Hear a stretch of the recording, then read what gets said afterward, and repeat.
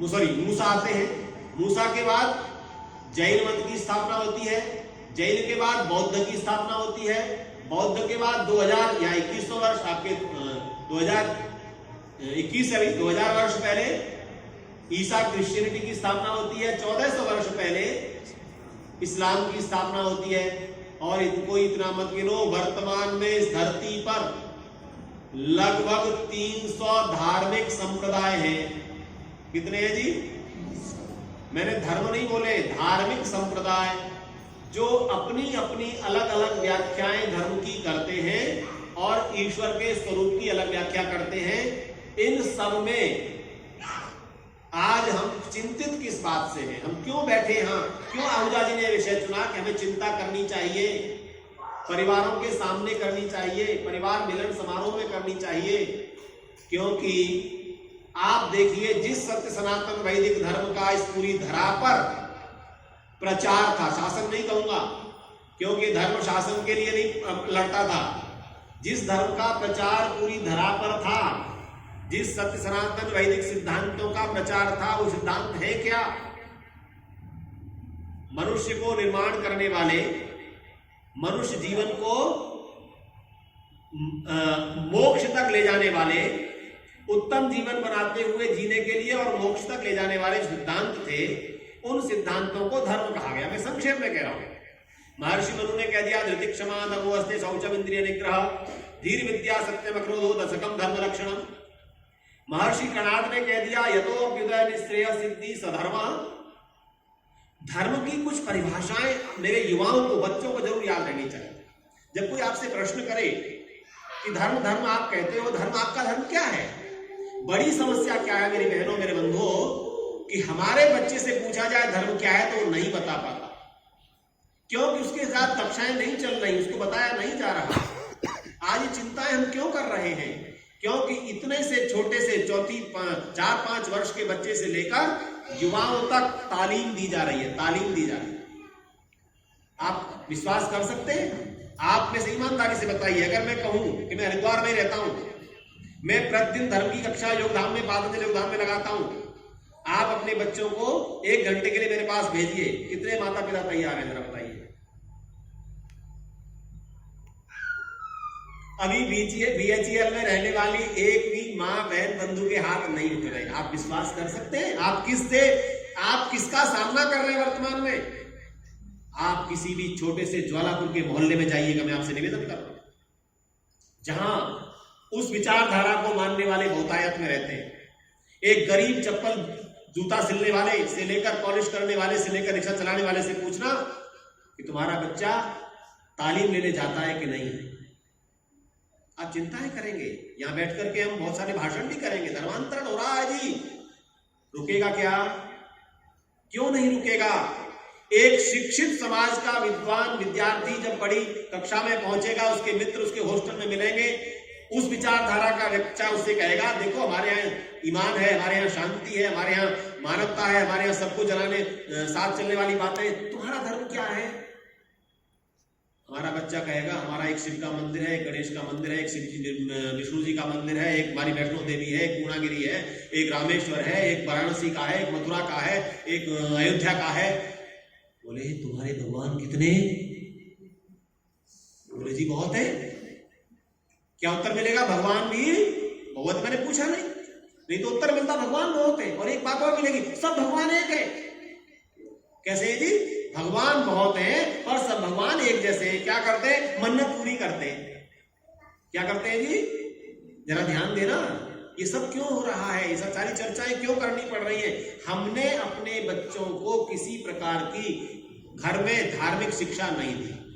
ईमानदारी की बात तो यह है, आर्य समाज में जब कार्यक्रम होता है, वार्षिकोत्सव होता है, क्योंकि मैं आपको ही सुना रहा हूं तो ये कहूंगा, जहां सुनाऊंगा वही ये बात कहता हूं।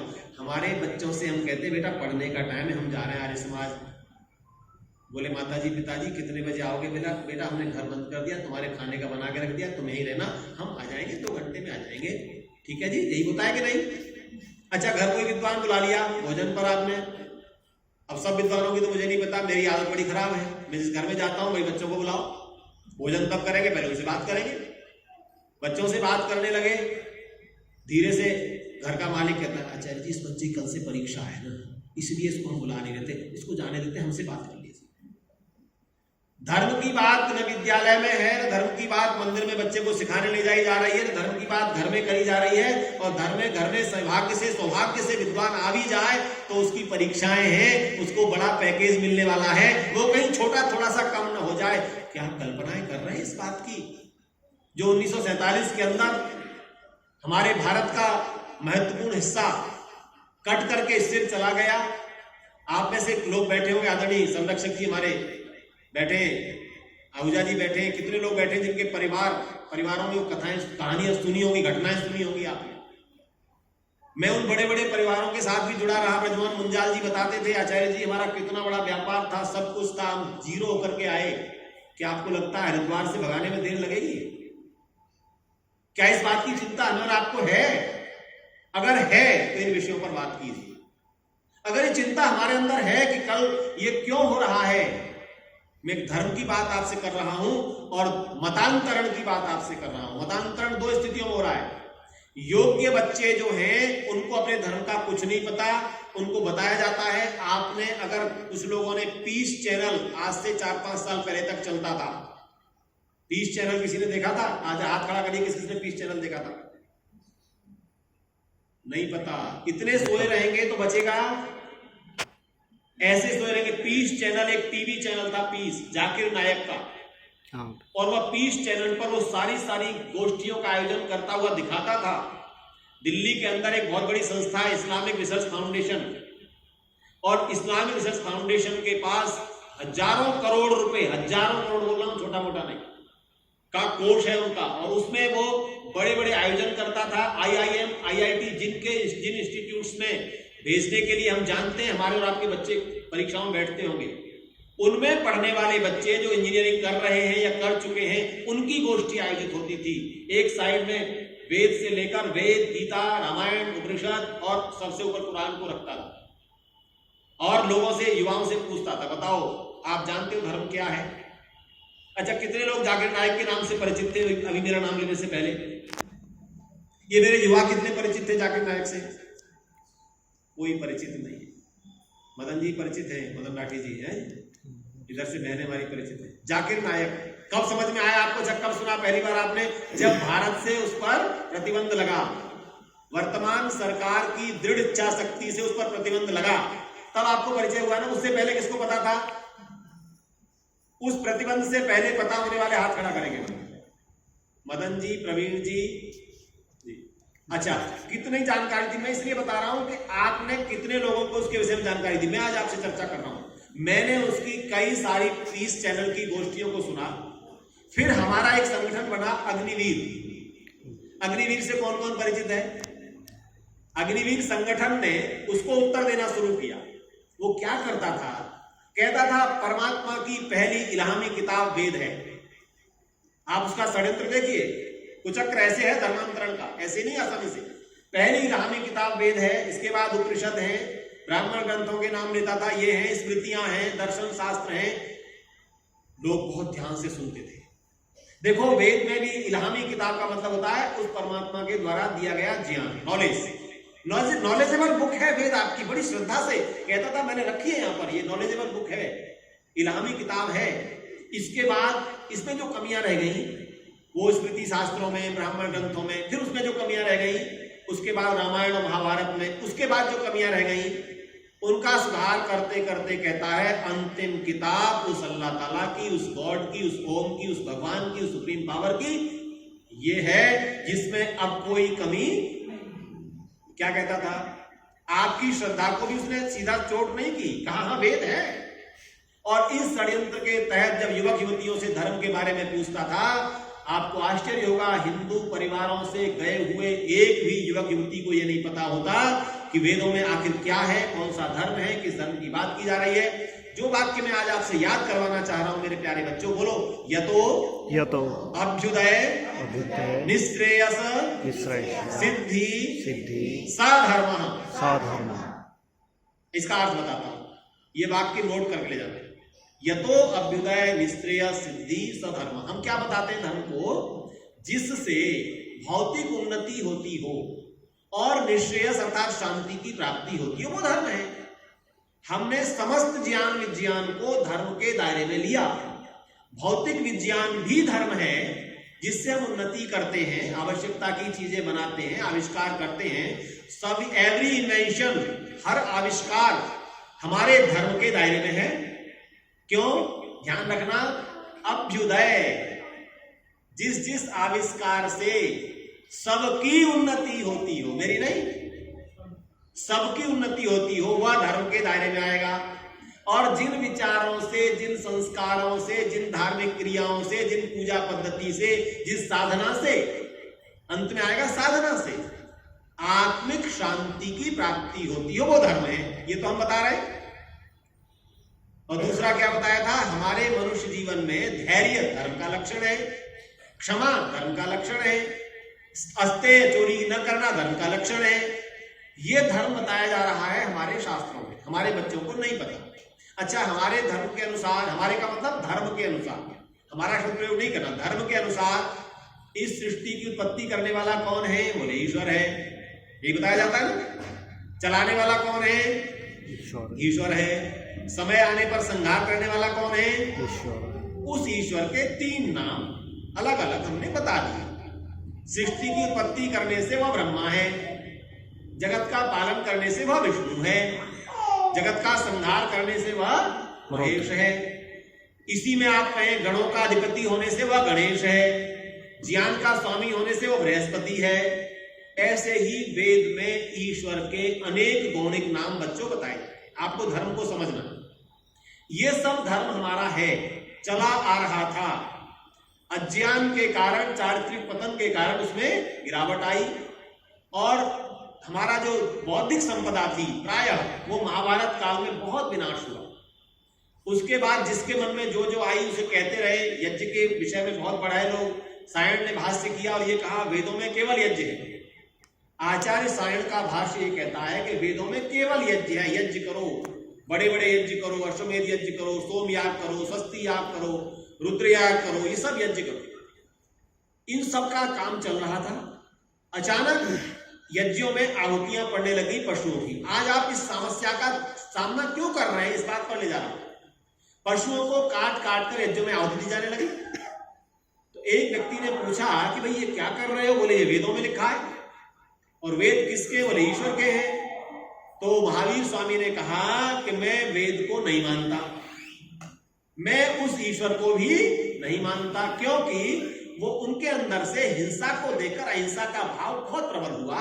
उन्होंने अहिंसा को, हमारे वही व्रत लिए, अहिंसा, सत्य, अस्तेय, ब्रह्मचर्य, अपरिग्रह, 5 व्रतों को लेकर महाव्रत बनाकर उन्होंने जैन मत की स्थापना कर दी। बहुत बड़ी हानि हमारी नहीं हुई, लेकिन ईश्वर को न मानने से हानि हुई। ईश्वर को नहीं मानते थे। फिर गौतम बुद्ध आए। गौतम बुद्ध ने भी यही प्रश्न किए। उनके सामने थोड़ा सा जातिवाद हमारा और विस्तृत हो चुका था, क्योंकि वेद मंत्र का अनर्थ हो रहा था। क्या कहा जा रहा था? ब्राह्मणोस्य मुखम आसीत बाहु राजन्य कृता। मंत्र तो ठीक है, ब्राह्मण उस परमात्मा के मुख से पैदा हुआ है, क्षत्रिय जो है उसकी भुजाओं से पैदा हुआ है, वैश्य उसके पेट से पैदा हुआ है, और शूद्र पैरों से पैदा हुआ है। अच्छा, इतना ही मान लेते तो बड़ी हानि नहीं थी। लेकिन इसमें भी क्या कह दिया कि शूद्र अछूत है। जब पैर तुम्हारा अछूत नहीं होता ना, हम नहाते तो पैर को छूते हैं कि नहीं छूते। जातिवाद इतना हावी हो रहा था ईश्वर के विषय में, वही गंगापंथी चल रही थी, पशुओं की आहुति दी जा रही थी। तो गौतम बुद्ध ने कह दिया एक सिरे से कि मैं इस यज्ञ को नहीं मानता, वेद को नहीं मानता, ईश्वर को नहीं मानता। ये तो भारत में जो मत स्थापित हुए मूसा के बाद। अब आप सोचिए, क्रिश्चियनिटी ईसा मसीह के द्वारा स्थापित हो जा रहा है। अब आप सोचे, ऋषि दयानंद पर लेकर आता हूं आपको कि आप आइए कि ये सारी समस्याएं हमारी इन हजारों वर्षों में क्यों हमारे सामने आ गई। क्योंकि उन्होंने सामान्य मनुष्य के सामने अपने धर्म का पक्ष रखा। अब आप सोचिए, एक धर्म में ये बताया जा रहा हो कि बकरी के काट काट कर, फिर कान की आहुति काट कर दो, फिर नासिका की काट कर दो, फिर हाथ काट कर दो, फिर ये काट कर दो, और दूसरा कह रहा हो कि नहीं देखो अहिंसा करो।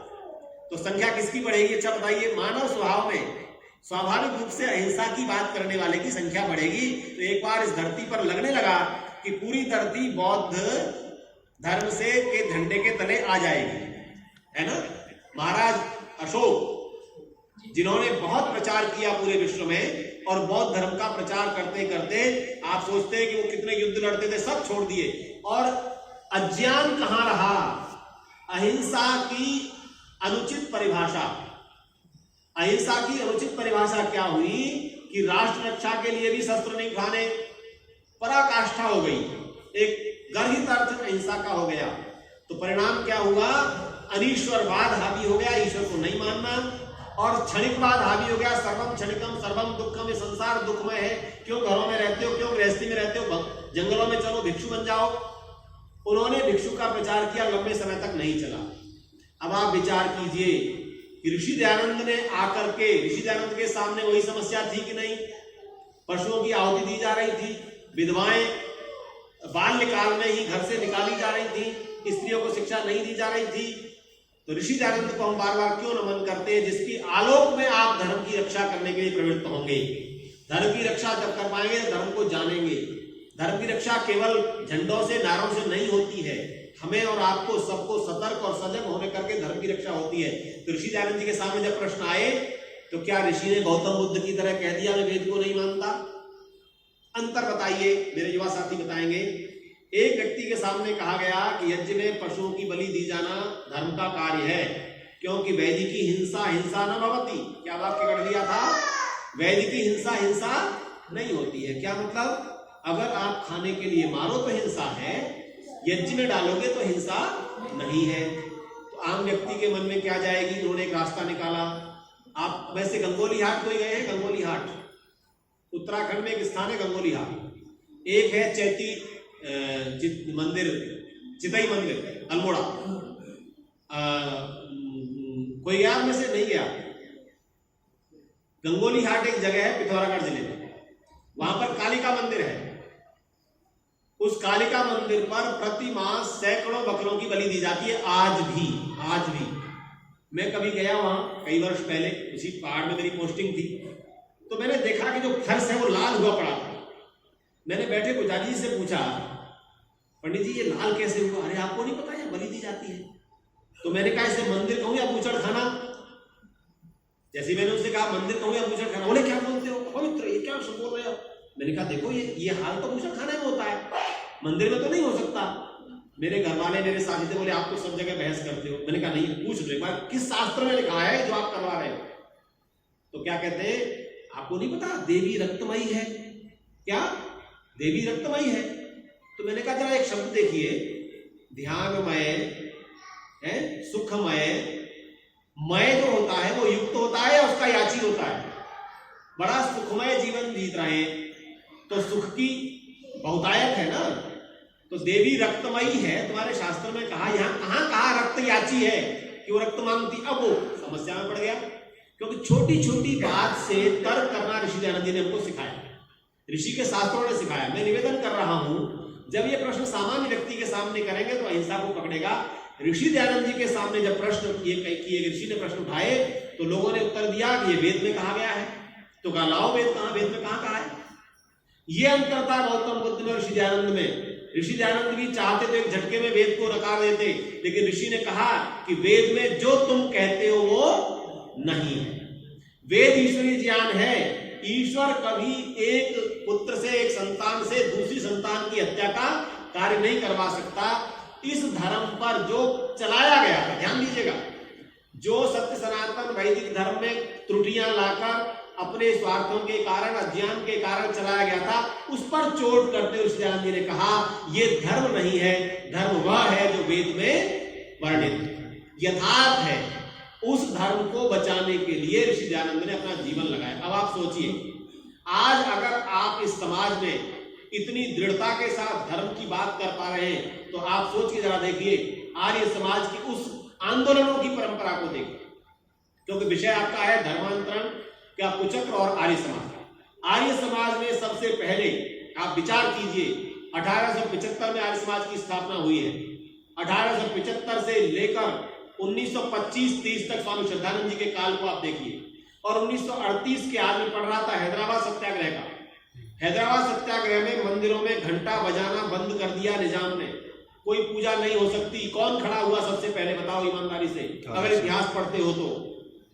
किसी पौराणिक व्यक्ति की, संगठन की हिम्मत नहीं थी कि निजाम हैदराबाद का विरोध करने चला जाए। जिस आर्य समाज को हिंदू समाज शत्रु मान करके व्यवहार करता है, जिस आर्य समाज के विषय में घर में कहा जाता है ईश्वर को नहीं मानते, राम को नहीं मानते, कृष्ण को नहीं मानते, खंडन करते हैं, उस आर्य समाज की एक पक्ष को देखिए 1938 में निजाम हैदराबाद आदेश देता है कि यहां हैदराबाद की सीमाओं में, और कहां तक था उसका राज,